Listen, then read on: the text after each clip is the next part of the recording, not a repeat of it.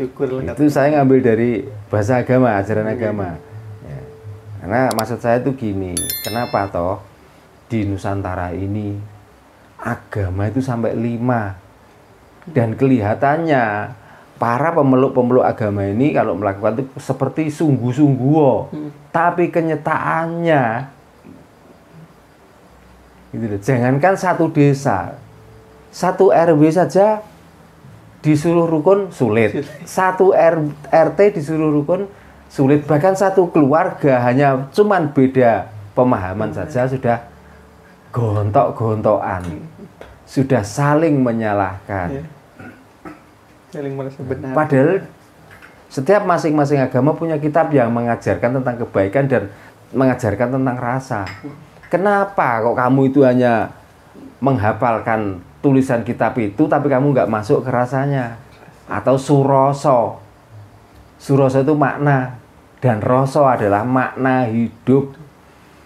Gitu loh.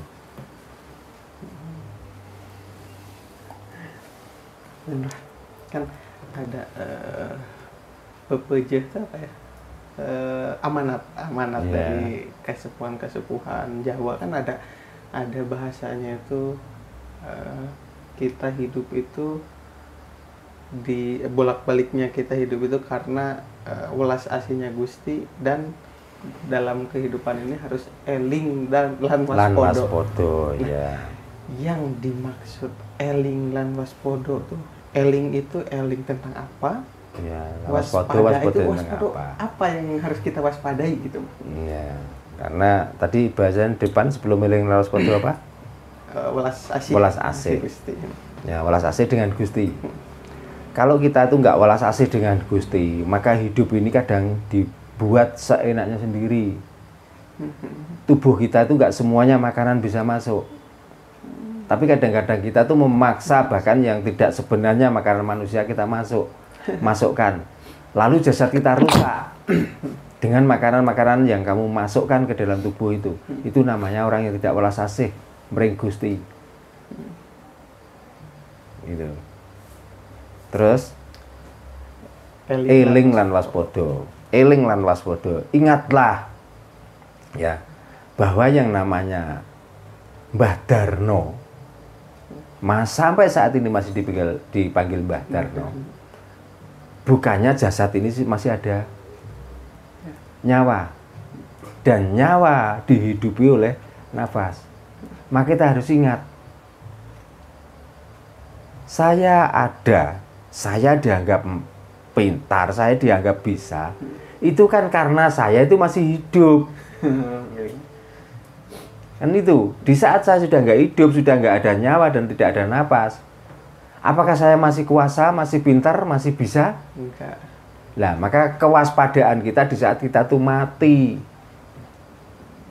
Sebagai itu waspada, dalam arti waspada itu gini, kalau gajah mati harus bisa ninggal gading, macan mati harus ninggal kulit belang, manusia mati harus bisa meninggal nama harum dan cerita yang baik. Itulah waspodo nih, bukan waspodo karena kita punya Gusti. Terus nanti kamu melakukan salah akan dipukuli, di saat melakukan kebaikan kamu akan ditempatkan di neraka. Itu pemahaman capopo, sampai kita tidak bisa membaca diri kita sendiri. Gitu. Apalagi kita melakukan salah dengan ucapan saja bisa menebus. Nah kalau begitu yang lakoni salah wah setelah melakukan terus kita baca-baca aksara itu, kalau memang itu cara untuk menebus, kan sebenarnya enggak. Di saat kita pernah melakukan kesalahan, paling tidak kita tidak akan melakukan lagi. Dan itu, apakah dengan bacaan aksara yang bisa melunturkan atau melerutkan dosa-dosa itu? Kan enggak. Kenapa di saat kita zikir, kita minta maaf, nangis-nangis, tapi habis itu ngelakoni meneh? Gitu. Untuk apa? Makanya di saat kita tuh pernah melakukan kesalahan, ya kita imbangi dengan perbuatan yang baik. Karena mau melakukan kebaikan dengan orang yang pernah kita sakiti nggak mampu, ya kita mencari orang-orang yang atau orang-orang menderita, kita berbagi di orang-orang itu. Atau kalau berani kita tuh dengan orang yang merasa kita sakiti, datanglah minta maaf langsung. Mau dimaafkan monggo, nggak dimaafkan monggo, yang penting kita sudah datang. Itulah cara kita menebus dosa. Jadi ya, dengan ucapan kita ngobrol-ngobrol sendiri, ngoceh-ngoceh sendiri. Katanya minta maaf pada Tuhan. Nah, kalau kesalahan mudah ditebus dengan seperti itu. Nah, nanti orang-orang yang terdolimi itu gimana nasibnya? Apakah kamu pernah memikirkan? Gitu loh. Paling tidak minta maaf itu kan mengurangi beban orang yang kamu sakiti itu. Ya. Kan gitu. Maka manusia itu mestinya harus gentle pada dirinya sendiri, bertanggung jawab dari semua perilakunya sendiri. Gitu loh. Kita nggak boleh kita itu menjadi orang pengecut. Nggak usah. Karena pengecut bukan berarti kita berani mukul, kita berani tarung, bukan itu. Orang yang bukan pengecut maksudnya. Kalau pengecut kan melarikan diri dari kenyataan itu. Orang yang gentle, orang yang bertanggung jawab. Orang yang disakiti, mau dipukul, mau diapa, ya terima. Karena itu adalah efek dari perbuatan kita. Konsekuensi dari perbuatan kita. Itu yang namanya gentle. Bukan gentle itu berani nantang. Tuh, kita yang salah, kita tuh mentang-mentang kita merasa benar. Bukan begitu. Dikira itu kan eling kan Mas Podo, dikira yang harus diwaspada itu kadang ketika salah penafsiran juga gitu mah. Waspada hidup, apakah waspada dalam kehidupan sekarang apa waspada nanti? Itu namanya hidup ketakutan itu. Waspada yang ketakutan, bukan seperti itu. Ya waspada itu ya gini loh. Kita itu berbuat jelek, pasti ada yang kita rugikan. Maka kita harus waspada. Itu, ya. Supaya orang lain nggak menjadi korbannya dari perbuatan kita nggak usah melakukan itu. Itu waspada. Gitu. Tadi loh, lek dijiwit krasa lara kok aja njiwit wong liya. Itulah waspada. Nah, elingnya kita dinamakan atau diberi nama atau disebut dengan manusia itu kan karena masih hidup. Ya. Di saat kamu masih gagah, di saat kamu masih ganteng, di saat kamu masih kaya, kalau nyawamu sudah dicabut itu mau jadi apa toh? Kamu dihargai kan karena masih ada nyawa. Di saat nyawamu nggak ada, jangankan disuruh beli, dikasihkan orang aja lo nggak mau. Nah, itulah yang namanya eling. Makanya hati-hati, kita jangan sombong diri. Nah, itu namanya orang eling lawan hati-hati. Makanya orang Jawa juga punya pepatah lagi. Sak bejo bejane wong lali, isih bejo wong eling lan waspada. Kamu bisa melakukan hal keburukan. Kamu bisa melakukan pembohongan dan kamu berhasil. Tapi di balik itu semua, kamu akan ngunduh wong pakarti. Kamu akan menuainya juga. Makanya kalau seperti itu, isih bejo wong eling lan waspada. Artinya itu masih jaya orang yang selalu melakukan kebaikan. Gitu.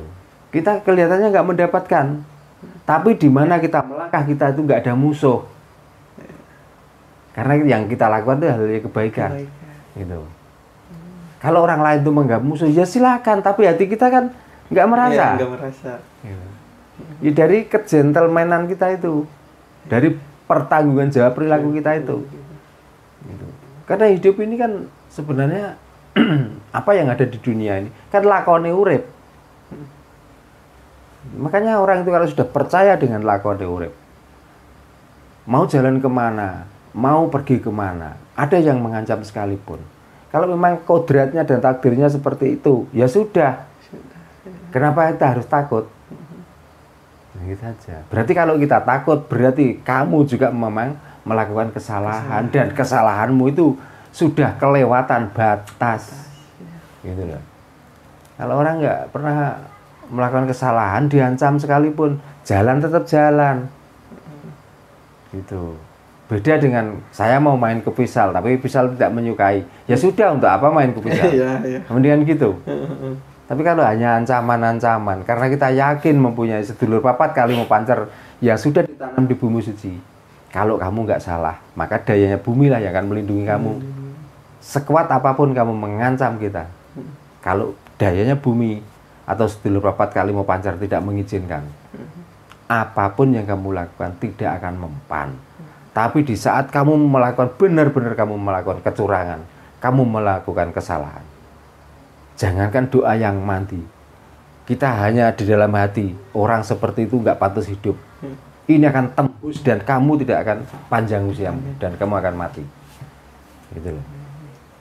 Maka ingat, kita jangan pernah menyalahkan orang lain. Mungkin kesalahan itu dari perilaku kita dan perbuatan kita sendiri, itulah yang membuat hidupmu morat-marit, membuat kamu itu nggak tenang.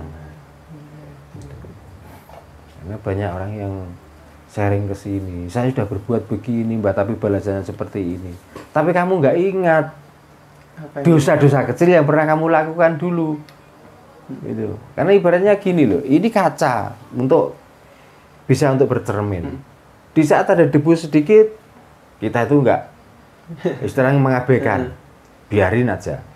Semakin lama debu itu kalau numpuk, kita kelihatannya nggak pernah memberi debu ini besar. Apa yang terjadi? Kaca yang tadinya bersih, kaca yang tadinya bisa untuk bercermin, tertutup dengan debu itu, baru kita tuh kaget. Ini kaca kok nggak bisa untuk cermin. Nah, yang disalahkan otomatis kacanya. Nah, kita lupa di saat ada debu yang kecil, kita itu sungkan untuk ngelap atau rasa-rasan untuk ngelap. Nah, seperti dosa-dosa yang kita lakukan, gitu. Kita kelihatannya melakukan dosa kecil, tapi kalau sudah numpuk, kalau ini sudah kembali pada dirimu, kadang-kadang kita tuh menyalahkan orang lain. Wah, ini yang buat saya, wah ini yang ngirim saya. Itu. Makanya kalau begitu manusia itu jangan pernah merasa benar, gitu. Ini dinamakan manungso, iku menus kakean dosa, maka sadarlah, elinglah, gitu. Sebaik-baiknya kamu, setampan-tampannya kamu, ya segagah-gagahnya kamu kemana saja itu membawa kotoran yang baunya menjijikkan. Kok ngomong suci, kok ngomong benar, coba sucimu di mana, benarmu di mana? Tapi kenapa begitu kotoran itu keluar, kalau kamu tersentuh, itu dinajis-najisin? Kenapa gak waktu di dalam perut kamu ngomong najis? Coba. Air liur, air ludah, begitu sudah keluar, ngomong najis dan lain sebagainya. Di saat di sini. Nah, inilah bukti manusia itu kalau munafik. Sampai tidak pernah merasa salah dan tidak merasa dosa. Baru punya rezeki sedikit, baru punya jabatan, baru punya harta, kita sudah sering meremehkan orang lain. Benar tidak terucap, tapi perilaku kita dan tingkah laku kita mencerminkan bahwa kita tuh orang kaya. Ya, kalau laki-laki saya tampan, kalau perempuan saya cantik. Seperti itu. Kamu lupa bahwa kamu itu penuh dengan dosa, penuh dengan najis. Gitu. Selalu sadar diri. Ya, makanya eling lan waspada itu letaknya di situ, supaya kita selalu eling dan selalu waspada. Ya, kalau yang kita ucapkan itu ada kebenaran, mungkin itu pencerahan. Kalau yang kita ucapkan itu salah, ya itulah sebenarnya manusia. Gitu. Jadi jangan sungkan-sungkan untuk menyampaikan kebenaran itu, walaupun orang lain menerimanya pahit. Ya. Nah, gitu. Kan itu makanya di saat kita sampaikan dengan diterima di hati pahit, kita tuh masuk ke rasa, kita bisa berbenah diri dan kita bisa merubah perbuatannya yang salah, itu namanya urip. Di saat tersentuh omongan seperti itu, kamu sakit hati, merasa dihujat, merasa dihina, berarti kamu mati. Gitu. Itu bukannya itu kodratnya manusia gitu maksudnya karena punya rasa itu sendiri. Nah, kodrat itu maka diimbangi dengan wiradat. Makanya diwiradatilah hidup ini supaya nggak menjadi orang seperti itu. Maka mencari ilmu itu penting. Nah, untuk apa ya? Untuk membimbing supaya kita tuh manunggal ing kawula lawan Gusti, dan kita itu selalu eling lan waspada. Maka dengan mencari ilmu itulah kamu akan menemukan Tuhan yang sebenarnya. Gitu loh. Nah, kalau kita nggak mencari ilmu, kalau kita nggak belajar, kamu mau tahu Tuhan di mana? Lah Tuhan waktu itu, makanya kok kamu mempunyai Tuhan. Di saat kamu nggak eling itu Tuhan kamu di mana? Kok tiba-tiba begitu kamu eling baru mempunyai Tuhan? Berarti kan benar. Kita itu nggak punya Tuhan, tapi kita milik Tuhan. Cuman kamu eling dan waspada apa enggak? Gitu loh. Kalau di saat kamu eling dan waspada berarti kamu milik Tuhan. Kalau kamu belum eling dan waspada berarti kamu punya Tuhan. Gitu. Jelas toh? Gamblang toh? Ya, mudah-mudahan para pemirsa pun dengan mendengar dan melihat menyimak ini. Ya, pencerahan ini bukan pencerahan, sebenarnya juga wacana, tapi marilah kita rasakan sama-sama. Apakah benar seperti itu? Apakah apa yang saya sampaikan itu salah? Kalau benar berarti pencerahan, kalau salah ya namanya saya manusia. Setiap manusia itu mempunyai pemahaman dan pemikiran masing-masing. Berbeda. Kepala bisa sama bulat, rambut bisa sama hitam. Tapi isi otak manusia beda-beda. Makanya nggak usah menghujat pemikiran orang lain, nggak usah menjelek-jelekan atau mengkafir-kafirkan kepercayaan orang lain. Untuk apa? Tuhan saja nggak seperti itu. Kok kamu manusia kok seperti itu?